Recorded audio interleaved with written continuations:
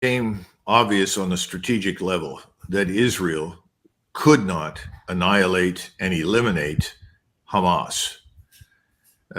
Netanyahu and his supporters began casting about for another way to, quote unquote, win the war.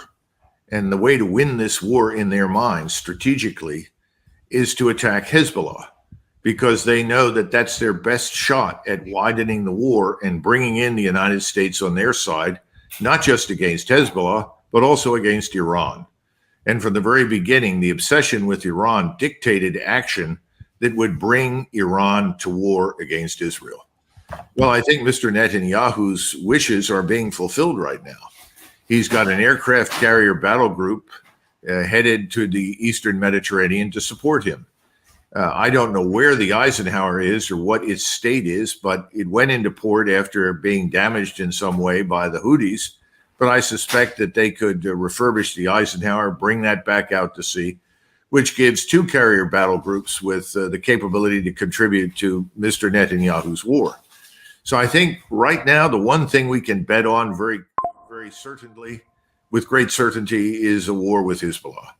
There's no question about it. And Hezbollah says it's ready.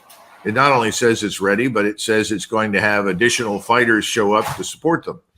I think they know that ultimately, when Israel goes after them, it's a war to the finish. There's no question about it. It's even worse than what we've seen, frankly, in Gaza. This is a war that the Israelis know they cannot afford to lose, which inevitably means that Iran will come into the war. Now, I don't know if the Israelis will open hostilities against Hezbollah with the use of a quote-unquote tactical nuclear weapon, but I would not rule it out. They know that the Hezbollah is heavily dug in, very well prepared, and has a multitude of weapons that they can hurl at Israel. It could level large parts of Haifa as well as Tel Aviv, where most of the Israelis are now concentrated, because most of the Israelis have left the south, moved further into the center, and the same thing has happened with Israelis living in the north. They've pulled out and moved further into the center, which means these are even more dangerously lucrative targets if Hezbollah responds in an all-out war against the Israelis. And they also know that there's a very high probability that if Hezbollah is in a fight to the finish with the Israelis and Iran comes in, that Russia is not going to allow Iran to be destroyed by us. It will stand by Iran. And then there's something else that's very interesting. It strikes me that very few Americans are looking at Cyprus right now. Cyprus is the unsinkable aircraft carrier in the Eastern Mediterranean for Israel. The Greeks have made it very clear, the Greeks control half the island, that those bases will be accessible by the Israelis. Well, as soon as that occurs, I think the Turks are suddenly going to say that's unacceptable to them, especially since those bases will be used for strikes against Hezbollah. Then it seems very probable that the Turks will finally dust off their equipment and decide to enter the war. And that's an incredible development that will not necessarily globalize the war, but it will certainly regionalize it in a way that we have not seen in the past. And as Gary just tossed up there, here's almost right on cue is a headline in The Guardian that Hezbollah leader has expressly said Cyprus will be a target if it lets Israel use its territory in a conflict. And I wonder if you could explain a little bit more for some of our viewers who may not understand the direct tie to Turkey and what they may or may not do as a result. Well, years ago in the 1960s, there was an intervention in Cyprus. The Turks actually came in and went to war to protect the Turkish population on Cyprus from the Greeks. And I think this is something that Americans should revisit and look at very carefully. We've had some measure of stability on the island, but it's another one of these open sores. It's similar to the arrangements that we've made in the Balkans. We managed to come up with an arrangement that would temporarily cause parties to cease fire, but we haven't solved anything. And the Cyprus problem has never really been solved. And so I think this is an opportunity for the Turks to come in and solve the problem in ways that they wanted to do years ago. They were prevented from it by us. And the Turks at that point valued their position in NATO as so much that they wouldn't risk it in an all-out war to seize control of Cyprus. But that goes away if the Israelis move in and start using those bases. At the same time, the European Union promised Turkey that at some point it would enter the European Union, but there was never any real intention to admit the Turks to Europe.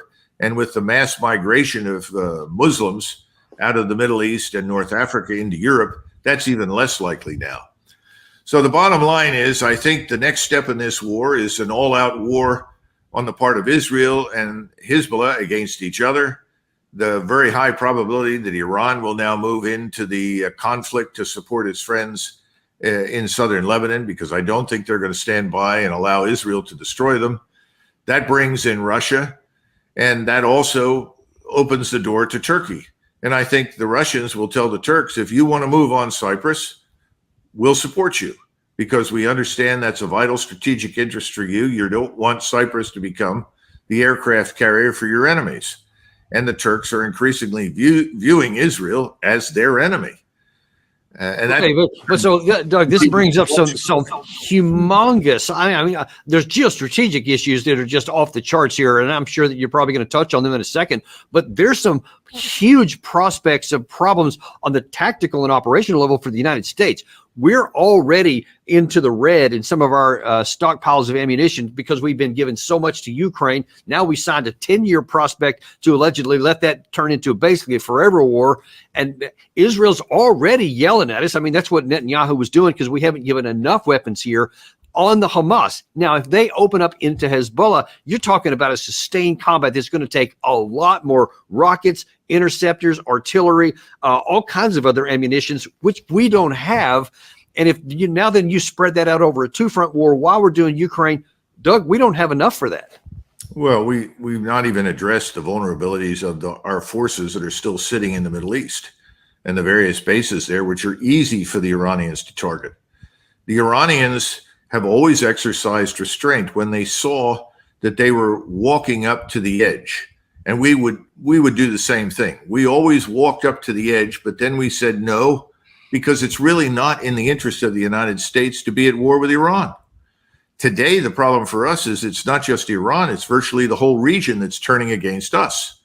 We have no interest that would bring us into war with the Muslim Arabs on the peninsula, as well as Iran, or for that matter, the Turks. We have no interest whatsoever in that. We have an interest in finding a way to stop this. But here's an important point to keep in mind. And I have to quote John Mearsheimer, who said it very, very well. If our interests and Israel's interests were actually aligned, there would be no requirement or need for an Israel lobby. Why is there an Israel lobby pouring hundreds of millions of dollars into people's campaigns and pockets on the Hill, in the House, in the Senate, and even in the White House? Because the interests do not align. So they have to be artificially constructed. And that's an artificial construct right now. And I think once the American people discover what's going on, and they'll probably discover after we begin to take losses at sea, there's going to be hell to pay in Washington. No amount of money will ultimately buy off the American electorate. The American electorate is not going to be pleased if we take heavy casualties. And I think that's a real possibility. And again, I go back to Russia doesn't have to engage directly. They can support Iran, and they can also support the Turks. And the Turks are going to be very unhappy about these developments on Cyprus. The Turks are already watching carefully to their eastern border, where the Israelis have been hard at work, as well as we, in inspiring the Kurds to attack Turkey. Why would they do that? Because that's a distraction. That diverts resources in Turkey away from potentially being used against Israel. But it's a rather silly notion, because Turkey is a great power. There are 80 million Turks. They have almost inexhaustible reserves of manpower. The willingness to fight in Turkey against Israel and us is enormous.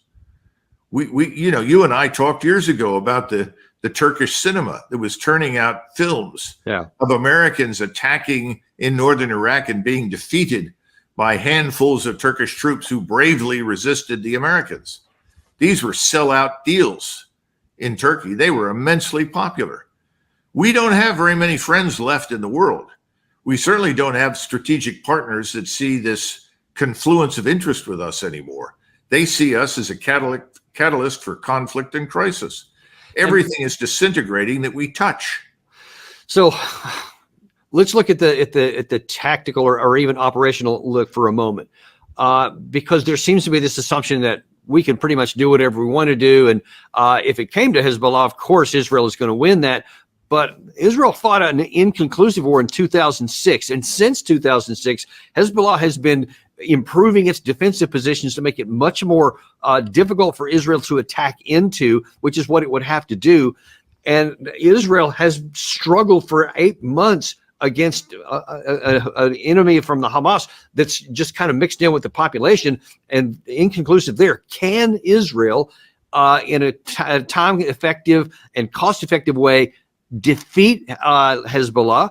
And can they simultaneously fight what would then almost certainly continue to spur up in its rear area? Can they fight a two-front war? Well, I'm tempted to say no, but I think there's a distinct possibility that the Israelis will use a tactical nuclear weapon, at least one or two, to devastate southern Lebanon. What they want to do is drive all of these people north of the Litani River, just as they want to drive the Arabs in Gaza into Egypt or into the desert or kill them. They'll take the same approach with Hezbollah, thinking that they can drive all of the Arabs there north of the Litani or simply kill them. That's why I say this is not going to happen. Others will become involved. The war will spread. Everything escalates. And if they do use a nuclear weapon, then I would say it's almost game over. Anything is possible at that point. The Turks have always known that they could acquire nuclear warheads for their missiles from Pakistan, which has always been on very friendly terms with the Turks. Now that means you end up with a nuclear-armed Turkey. There is no reason why the Iranians right now cannot build a nuclear warhead and put it on one of their missiles. They have elected not to do that. There has been a fatwa saying that that would be a sin. But at some point, sinning becomes better than staring Armageddon in the face if the Israelis deliver it to you first. So I think once you go into Lebanon, this is manna from heaven, so to say, for Mr. Netanyahu, because he thinks then that brings us to his aid. But then you've got to look at us. Where do we stand? How vulnerable are we? What are the reserves of missiles and rockets that we've discussed for many, many years? And how rapidly can we turn up our industry and have it produce these things in sufficient volume that we can overwhelm an enemy? And I think the answer is it's very unclear that we can do that. We have too many one-offs in terms of missile products and rocket products that take time to build. Are we going to get them there very quickly? And where do we reload? Whose ports do we use? How are we going to be received? We're lucky that we were able to put into a Saudi port. I think it's Jeddah with the Eisenhower. But in the event of such a war, what will the Saudis say to us? Are they going to support us? It seems doubtful. Is anybody down in the South going to support anything that we do against Israel? Unlikely. Where do we stand then with the Italians and the Greeks? Well, the Greeks may well be dragged into the war because of Cyprus. But how much do we have on hand in Greece? Warfare has changed. This is the other thing we've talked about before over and over and over again. And I think, our mutual friend Alex has done an excellent job of explaining what are the needs of modern warfare. Some of them are good old industrial power, scientific industrial production and manufacturing that we don't have. But in addition to that, we don't seem to understand that everything we do is visible. Space-based surveillance eliminates surprise on the strategic and operational levels. It's not there. And that ability is not unique to us. The Russians have it, the Iranians have it, the Chinese have it, and the predisposition to share that information in real time is very large. The reason the Ukrainians have held on as long as they have, in part, is because of the intelligence and information we've provided to them. Right. Now, the Russians have learned how to operate in this environment. We have not. And then again, there's the question of do the Russians and others suddenly decide to disrupt our satellites? And that's kind of a lose-lose for everybody. Yeah. Once you start destroying satellites, everybody's satellites can go away. Are we prepared to operate without the aid of those satellites? Yeah, we're definitely not. And I don't know about Russia. Some countries I know are, but we're definitely not. So let me ask you two questions, Doug, one at a time. First of all, I want to ask you what we should do. Given that the team we've got in place, and we don't get to wish somebody better was out there. We have what we have. We have Kamala Harris, Biden, Kirby, Secretary Austin, et cetera. Given what we have, what should we do right now to avoid this catastrophic outcome? The Soviets used a concept which was really developed by Lenin many, many years ago. It was called the correlation of forces. And they would simply look at a country and they would say, how much can this country produce in terms of food, spare parts, military power, and so forth? Then they would say, how much manpower can it produce? Then where is it? What's its proximity to us? This is how they would calculate the potential for other nations to threaten them. Then they would also look at themselves and say, given where we are and what we've got, what is the correlation of forces for us? Where do we stand? And then they would match these things and say, on one hand, we have, this combination of capability and forces, not just military, but also social, societal, cohesion, political, diplomatic, industrial, economic, scientific, technological, all of those things. And then the opponent has these things. Now, you've heard Putin say many times, very truthfully, that if you look at the NATO alliance collectively, it has the capability to defeat us, the Russians. But there's a problem. NATO has never been united. NATO does not have a unified military command structure. NATO forces do not all obey orders from one source. They all have national authorities over them. And NATO has not exploited its military potential, either scientifically, technologically, industrially, or in terms of manpower. Ergo, if you look at the correlation of forces, it favors Russia, not NATO and not us. If you go into the Middle East, you have to ask the question, what is the correlation of forces for Israel versus everyone else? Well, versus everyone else, it doesn't look very good. And then the question is, how much can we compensate? How much can we bring to the fight? Well, you and I know that the United States Army is in ruins. It can't do a damn thing. And now we've seen the Russians, who have clearly made it obvious that they can escalate horizontally. In other words, they're going to start fires elsewhere that divert our resources, our attention, and our capabilities. And then finally, you have to ask the question about national will and resolve to do anything. What are we resolved to do right now? Congress may be resolved to do lots of things that makes it money. In other words, if it enriches them, sure, I'll vote that way. You want me to vote this way because the Koch brothers and their friends are providing cash because they want to do things with oil and gas and coal and others? That's fine. I'll vote that way. Oh, the Israelis, they want to go to war with their neighbors? Sure. Pay me, get me elected, and I'll support that. Until suddenly somebody realizes the correlation of forces isn't good. We could actually lose. Yes. And this is what nobody really wants to face. And so everybody talks as though it's 1991, Dan. Right. And it's not 1991. Right. Those days are over. We squandered all of the advantages and assets that we had. I'm not saying we should have stayed in a state of war with everybody since 1991. That's not my point. But we did not build anything new. Why are we running around in tanks that were designed in the 1970s for use in the 1980s? Why didn't we fix the engines? What are we doing using Patriot missiles and missile batteries and radars that were designed in the 70s for use in the 80s, even now? Why haven't we massively improved and updated and modernized? Because we never did the things along the lines of downsizing and reorganization to extract savings in order to do that. No, we fed the beast. And the beast said, send me what I always do. Give me money and I'll give you back what I always produce. Why do we have ships that are simply irrelevant? Because they're no longer equipped or designed to deal with a very different strategic environment. We could go on and on. But the point is, the correlation of forces right now, when you start adding them up, don't look good for us. They don't. So if you add those up, then that leads to a conclusion, what we should do. So what should we do? And then we're going to talk about what we will do. Well, previous presidents, I think, would have intervened and said, Prime Minister Netanyahu, that's far enough. This isn't working. You're headed down the wrong path in Gaza. we need to stop this and work out a solution. We need to sit down with other people in the region. And of course, that's something the Israelis don't want to do. The Israelis don't want to become another nation in the region. They want to be the supreme power. But that's what presidents in the past have reined things in. He's complaining about shortfalls in equipment. I'm sure some of that, or munitions, some of that is deliberate, but most of it, I think, is also a function of what have we got and how much of it do we give away to the point where we have nothing left.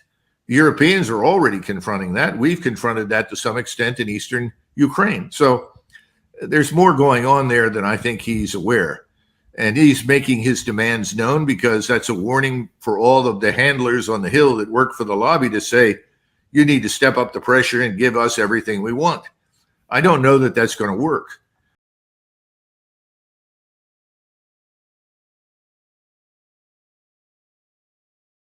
They haven't done it.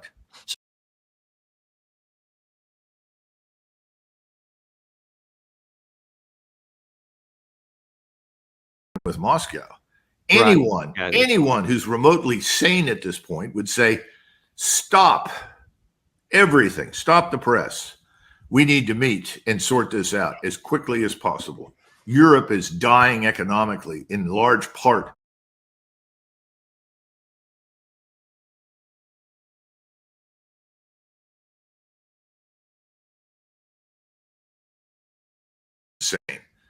So we need to stop.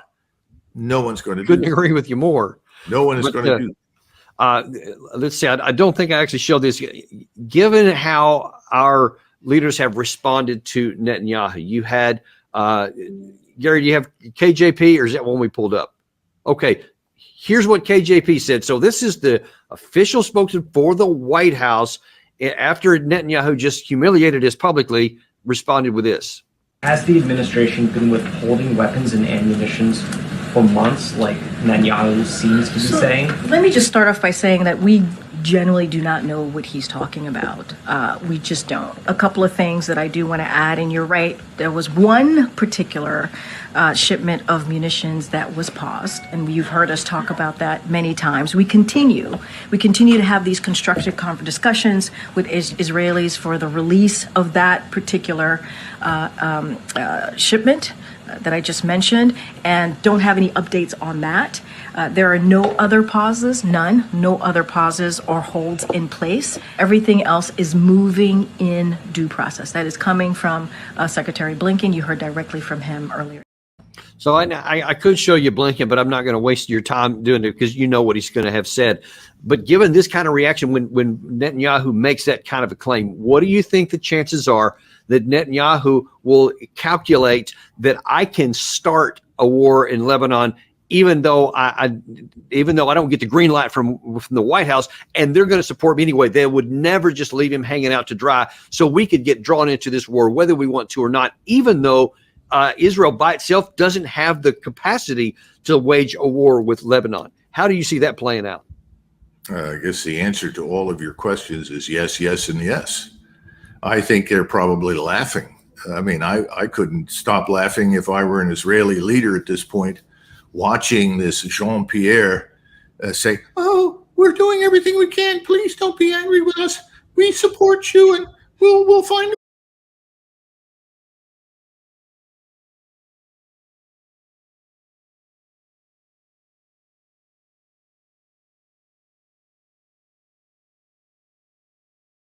Worried about right now, sadly. Most people aren't really focused on what's happening in the Middle East or Ukraine and Washington. They don't expect that anything bad could happen. They don't think what's happened in Ukraine is all that big a deal. What are they worried about? The election. And, well, please send us money. That's what it's all about. It's a disgrace. Any American with any amount of real genitalia, let me put it this way, should stand up and vomit all over these people. This is the United States. Right. I've never heard anything like it. I can't imagine Eisenhower putting up with that crap Exactly for what I was thinking. 10 seconds. I don't think JFK would. I don't think Nixon would have. Even LBJ, who was a huge disappointment, never knew what the hell he was doing in foreign policy, I don't think he'd have gone along with that. It's incomprehensible to me. The whole thing is just nuts on steroids. But that's where we are. That's what the Americans have for government. And I hope Americans watch it and listen carefully, but I'm afraid that's not happening. They're too busy worrying about Taylor Swift and her new boyfriend and whether or not they're going to get married and who's ultimately going to win the game on Monday night and can I go get a case of beer? And if I can get a case of beer and I can watch the game and I can pay the mortgage on my house, I don't care. Right. That's the problem. So we just talked about what should happen. We should wind this down. We should tell Netanyahu to shut the hell up and you're not going to get anything if you go after things that are antithetical to American interest, and the same thing in the Ukraine. But now let me ask you, what do you think will happen? Well, let me use an historic example, even though this is probably not easily understood by many Americans, but I think it's a good one.